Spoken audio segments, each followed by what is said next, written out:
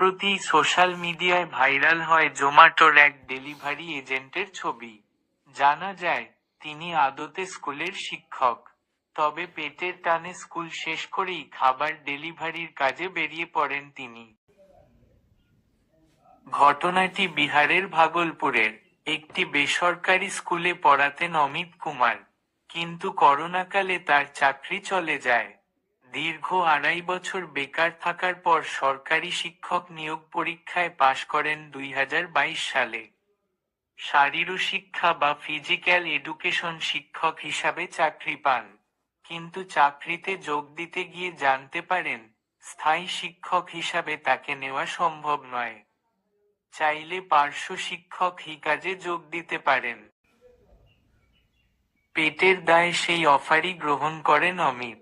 স্কুলের বাকি শিক্ষকদের বেতন যেখানে 42,000 টাকা, সেখানেই মাত্র 8,000 টাকার বেতনে চাকরিতে যোগ দেন। কিন্তু এই টাকায় তো সংসার চলে না। তার মধ্যে এই বছর 4 মাস বেতনও পাননি অমিত সহ স্কুলের পার্শ্ব শিক্ষকরা।